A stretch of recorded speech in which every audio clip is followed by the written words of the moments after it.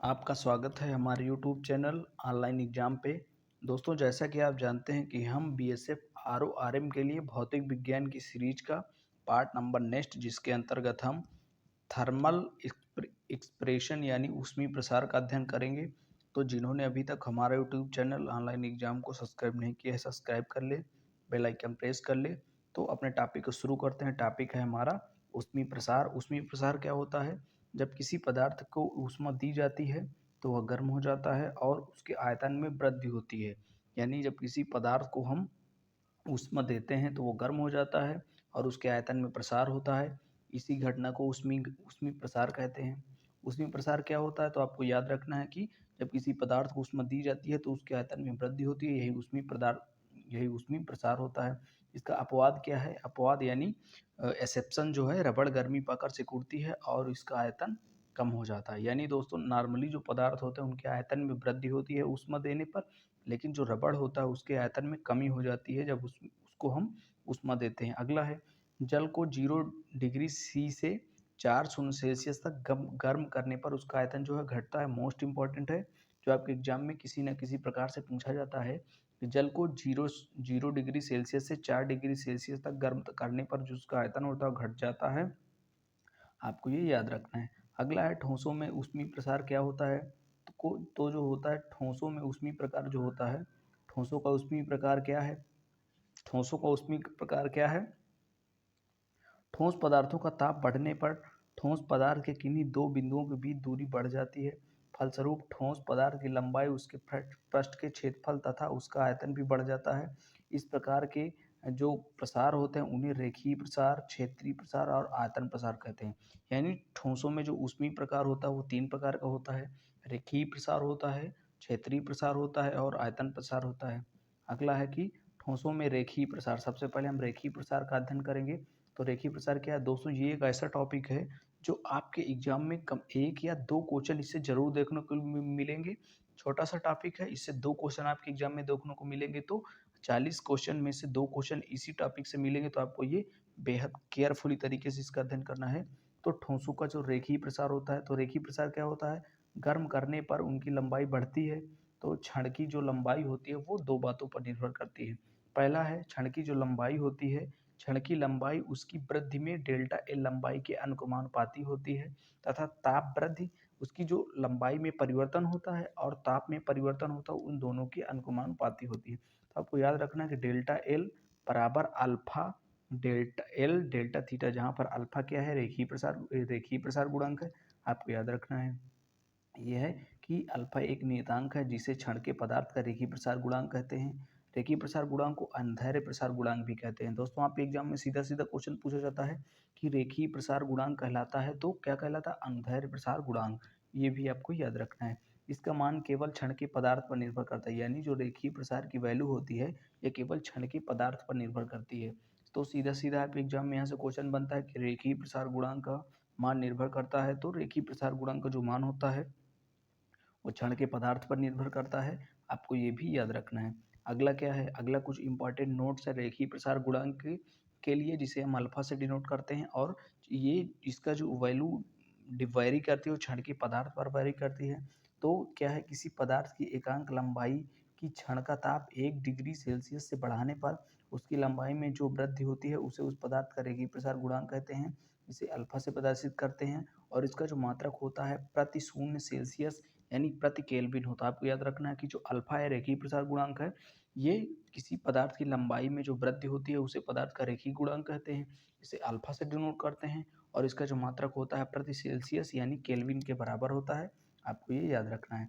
अगला है अल्फा संबंध यानी रेखीय प्रसार गुणांक संबंधित कुछ तत्व हैं। आपको याद रखना है, सीधा सीधे आपके एग्जाम में पूछे जाते हैं। क्या है कि अधिकांश ठोसों के लिए जो रेखीय प्रसार गुणांक यानी अल्फा की वैल्यू है वो 10⁻⁻6 प्रति केल्विन से 10⁻⁵ प्रति केल्विन के बीच होती है। दूसरा है, आय अनआयनित ठोसों की अपेक्षा अधिक आयनित ठोसों का में इसका मान अधिक होता है। यानी जो कम चार्ज ठोस होते हैं वो अधिक चार्ज ठोस के लिए अल्फा का मान यानी रेखीय प्रसार गुणांक का मान अधिक होता है। आपको याद रखना है। अगला है, अल्फा का मान क्षण की आकृति और उसके अनुप्रस्थ काट के क्षेत्रफल पर निर्भर करता है। यानी नहीं निर्भर करता। यानी रेखीय प्रसार गुणांक की जो वैल्यू होती है वो उस क्षण के आकृति और उसके अनुप्रस्थ काट के क्षेत्रफल पर निर्भर नहीं करता है। अगला है ठोस का क्षेत्रीय प्रसार गुणांक। दोस्तों रेखीय प्रसार गुणांक हो गया जिसे हम अल्फा से प्रदर्शित करते हैं। ठोस का रेखीय प्रसार गुणांक है। रेखीय प्रसार गुणांक क्या होता है? रेखीय जब किसी ठोस को गर्म करने पर उसके पृष्ठ की लंबाई में वृद्धि होती है तो इसी ठोस के इस क्षेत्रफल को हम क्षेत्रीय प्रसार कहते हैं। देखो दोस्तों, जो रेखीय प्रसार है उसमें लंबाई में परिवर्तन होता है और जो क्षेत्रीय प्रसार उसके क्षेत्रफल में परिवर्तन होता है। तो यहाँ से क्या हो जाएगा? डेल्टा ए बराबर बीटा ए डेल्टा थीटा, यानी जहाँ पर बीटा क्या है? क्षेत्रीय प्रसार गुणांक, वहाँ अल्फा क्या था? रेखीय प्रसार गुणांक। आपको याद रखना है। सीधे सीधे यहाँ से क्वेश्चन बनते हैं। अब जो रेखीय प्रसार गुणांक है, जो क्षेत्रीय प्रसार गुणांक है, क्षेत्रीय प्रसार गुणांक क्या है? क्षेत्रीय प्रसार गुणांक को बीटा से डिनोट करते हैं। तो बीटा बराबर क्या है? जिसे ठोस के पदार्थ का क्षेत्रीय प्रसार गुणांक कहते हैं, यानी बीटा को पदार्थ के ठोस का क्षेत्रीय प्रसार गुणांक कहते हैं। इसका मान ठोस के पदार्थ पर निर्भर करता है। इसका भी मान ठोस के पदार्थ पर निर्भर करता है। तो बीटा बराबर क्या हो जाएगा? क्षेत्रफल में वृद्धि बटे क्षेत्रफल गुणे ताप में वृद्धि। आपको सीधा सीधा यहाँ से क्वेश्चन देखने को मिलेगा। अगला है कि किसी ठोस वस्तु के पृष्ठ का एकांक क्षेत्रफल का ताप 1 डिग्री सेल्सियस बढ़ाने पर उसके क्षेत्रफल में जो वृद्धि होती है उसे उस पदार्थ का क्षेत्रीय प्रसार गुणांक कहते हैं। इसका मात्रक प्रति सेल्सियस, इसका मात्रक भी प्रति सेल्सियस या प्रति केल्विन के बराबर होता है। इसे हम बीटा से डिनोट करते हैं। अब है आयतन प्रसार गुणांक। आयतन प्रसार गुणांक क्या है? आयतन प्रसार गुणांक क्या है? उसके आयतन में वृद्धि होती है। दोस्तों रेखीय प्रसार गुणांक था कि उसके लंबाई में वृद्धि होती थी। क्षेत्रीय प्रसार गुणांक था उसके क्षेत्रफल में वृद्धि होती थी। आयतन प्रसार गुणांक उसके आयतन में वृद्धि होती है। तो आपको याद रखना है, यहाँ से आयतन में वृद्धि होगी तो डेल्टा वी बराबर हो जाएगा, एक नियतांक आएगा जिसे गामा हो जाएगा। अल्फा बीटा और ये गामा हो जाएगा। गामा जो ताप में परिवर्तन इंटू आयतन में वृद्धि के बराबर होता है। आपको याद रखना है, यहाँ गामा एक नियतांक है जिसमें ठोस का आयतन प्रसार गुणांक कहते हैं। इसका मान केवल क्षण के पदार्थ पर निर्भर करता है। यानी अल्फा बीटा यानी रेखीय प्रसार गुणांक, क्षेत्रीय प्रसार गुणांक और आयतन प्रसार गुणांक की जो वैल्यू होती है वो ठोस के पदार्थ पर निर्भर करती है। आपको ये सीधा सीधा याद रखना है। और जो यहाँ पे इसका सूत्र हो जाएगा तो क्या हो जाएगा? सूत्र हो जाएगा कि गामा बराबर आयतन में वृद्धि बटे आयतन इंटू ताप में वृद्धि। सीधा सीधा आपको याद रखना है। अब क्या है? किसी ठोस वस्तु के प्रत्येक एकांक आयतन को 1 डिग्री सेल्सियस से बढ़ाने के लिए उसमें जितनी आयतन में वृद्धि होती है उसे उसका आयतन प्रसार गुणांक कहते हैं। इसका भी मात्रक प्रति सेल्सियस या प्रति केल्विन होता है। दोस्तों रेखीय प्रसार गुणांक, क्षेत्रीय प्रसार गुणांक और आयतन प्रसार गुणांक का जो मात्रक होता है प्रति सेल्सियस या प्रति केल्विन होता है। आपको ये याद रखना है। और इसकी जो वैल्यू होती है क्षण के पदार्थ पर निर्भर करती है। सीधा सीधा आपके एग्जाम में यहाँ से क्वेश्चन पूछने को मिलते हैं। अगला है, अगला अब कुछ है कि अगला है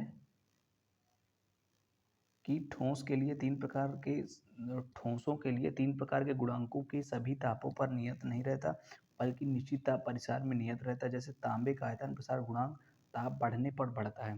दोस्तों यहाँ से एक क्वेश्चन बनता है कि तांबे का आयतन प्रसार गुणांक ताप बढ़ने पर होता है। तो आपको याद रखना है कि तांबे का आयतन प्रसार गुणांक जो होता है ताप बढ़ने के साथ बढ़ता है और इसका मान केवल 500 के ताप से ऊपर ही नियत रहता है। यानी जो तांबे का मान है उसमें आयतन प्रसार गुणांक यानी उसके आयतन में वृद्धि करने से तांबे को अगर हम ताप देते हैं, यानी तांबे को हम ऊष्मा देते हैं तो उसके आयतन में वृद्धि होती है तो उसका ताप बढ़ने लगता है और यह ताप 500 के तक ही के ऊपर नियत रहता है। आपको ये याद रखना है। अगला है ठोसों, तीनों प्रकार के ठोसों गुणांकों में संबंध, यानी क्षेत्रीय प्रसार गुणांक, रेखीय प्रसार गुणांक और आयतन प्रसार गुणांक।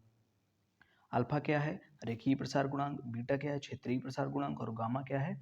गामा क्या है? आयतन प्रसार गुणांक। तो रेखीय प्रसार गुणांक, क्षेत्रीय प्रसार गुणांक और आयतन प्रसार गुणांक में जो संबंध होता है अल्फा बराबर अल्फा अनुपात बीटा अनुपात गामा बराबर 1:2:3 मोस्ट इंपॉर्टेंट है आपके एग्जाम के लिए। आपको याद रखना है कि अल्फा इंटू बीटा, अल्फा अनुपात बीटा अनुपात गामा बराबर 1:2:3 होता है। यहाँ से अल्फा की वैल्यू हो जाएगी बीटा/2 बराबर गामा/3। बीटा की वैल्यू हो जाएगी 2 अल्फा और गामा की वैल्यू 3 अल्फा हो जाएगी। आपको ये याद रखना है। अगला है द्रवों का ऊष्मीय प्रसार। द्रवों में क्या होता है? ऊष्मीय प्रसार होता है। द्रवों की कोई निश्चित आकृति नहीं होती, अतः ये इनमें केवल आयतन प्रसार ही संभव, यानी द्रवों में जो होता है उनमें उनका आयतन निश्चित होता नहीं है तो इनके केवल आयतन में ही प्रसार संभव है।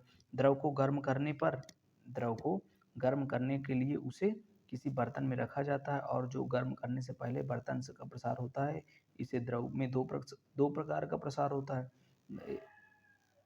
दोस्तों आपको द्रव का आभासी प्रसार याद रखना है कि डेल्टा इसके आयतन में वृद्धि और v इंटू डेल्टा ताप में वृद्धि, सीधा सीधा है। जल का असमान प्रकार, जल का असमान प्रकार है दोस्तों, यहाँ से आपके आपके एग्जाम में जरूर से जरूर क्वेश्चन मिलेंगे कि जल का असमान प्रकार कितना होता है। तो जल का जो असमान प्रकार होता है, समान जल होता है जो समान जल में समान जल को गर्म करने पर द्रव का आयतन बढ़ता है और घनत्व घटता है, आपको याद रखना है। लेकिन 0 डिग्री सेल्सियस से 4 डिग्री सेल्सियस के बीच जो जल का व्यवहार होता है सामान्य द्रव से विपरीत होता है। इसका ताप अंतराल, ताप बढ़ने पर आयतन घटता है तथा घनत्व बढ़ने पर इसका सामान्य प्रसार होता है। अगला है गैसों का प्रसार क्या होता है। तो गैसों में जो प्रसार होता है, गैस में की अपनी कोई आकृति नहीं होती, अतः इनमें केवल आयतन प्रसार गुणांक होता है। दोस्तों आपको याद रखना है कि गैसों में केवल आयतन प्रसार गुणांक होता है, आपको ये याद रखना है। अगला है स्थिर दाब पर आयतन व ताप में संबंध, यानी स्थिर दाब पर जो आयतन एवं ताप में संबंध वी थीटा बराबर क्या होता है, वी जीरो कोष्टक 1 plus gamma P into theta, ये चार्ल्स के नियम से होता है। यहाँ पर जो गामा पी बराबर आयतन प्रसार गुणांक है, आपको ये सीधा सीधा याद रखना है। अगला है स्थिर आयतन पर दाब एवं ताप में संबंध। स्थिर आयतन में दाब एवं ताप में संबंध क्या होता है, पी बराबर P zero 1 plus gamma P into theta, ये दाब के नियम से। दाब का नियम क्या होता है, सीधा सीधा पी इक्वल टू ताप के बराबर होता है, जहाँ ताप थीटा है। अगला है कि गामा अगला है कि गामा पी एवं गामा वी, यानी आयतन ताप गुणांक और आयतन ताप गुणांक दोनों में संबंध होता है, ये दोनों आपस में बराबर होते हैं। अगला बॉयल का नियम, यानी बॉयल्स लॉ क्या होता है दोस्तों, जो आपके एग्जाम में पिछली बार पूछा गया था कि बॉयल्स लॉ क्या है। तो बॉयल्स लॉ क्या है, नियत ताप पर किसी गैस को दिए हुए द्रव्यमान का आयतन उसके ताप के व्युत्क्रमानुपाती होता है। यानी जो उसका दाब होता है, किसी पदार्थ के द्रव्यमान का आयतन उसके दाब के व्युत्क्रमानुपाती होता है। तो P प्रोपोर्शनल 1/V, यानी किसी दाब में जो उसका आयतन होता है वो उसके व्युत्क्रमानुपाती होता है। तो यहाँ से क्या निकलेगा, P1V1 बराबर P2V2। आपको ये सीधा सीधा याद रखना। बायल का नियम क्या है, P1V1 बराबर P2V2। और चार्ल्स का नियम क्या है, चार्ल्स का नियम होता है V2/V1 बराबर T2/T1। ये याद रखना है, जहाँ से आपको सीधे सीधे एग्जाम में क्वेश्चन देखने को मिलेंगे।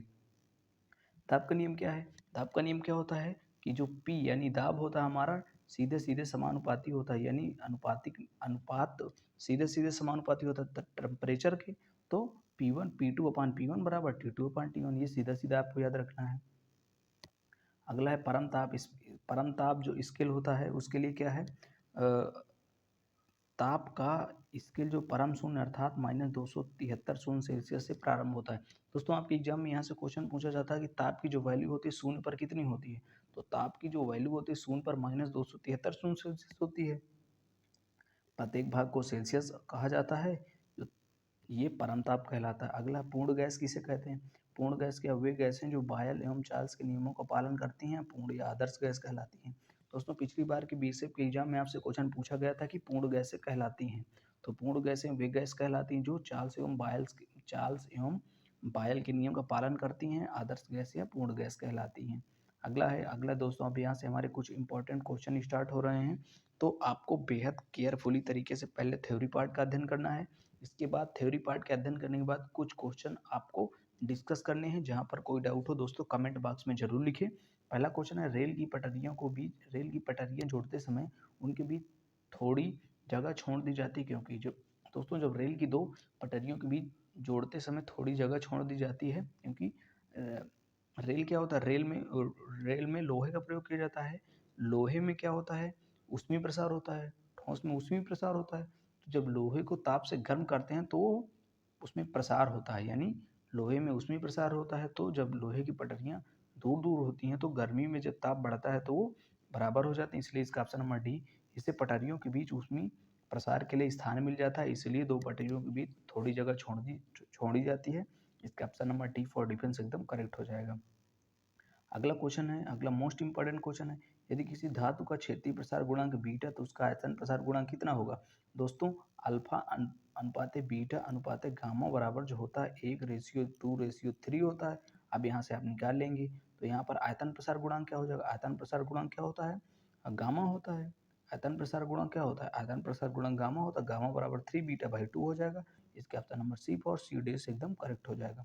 चलते हैं अगले क्वेश्चन की तरफ। अगला क्वेश्चन है, तांबे के आयताकार प्लेट में एक गोल छेद कर दिया जाता है तो जब प्लेट को गर्म करते हैं तो उसके छेद का आकार क्या होगा, यानी तांबे का एक आयताकार प्लेट है और एक गोल छेद कर दिया जाता है उसके बीच में, तो प्लेट को जब गर्म करने पर तो जो गोले का आकार होगा बढ़ जाएगा।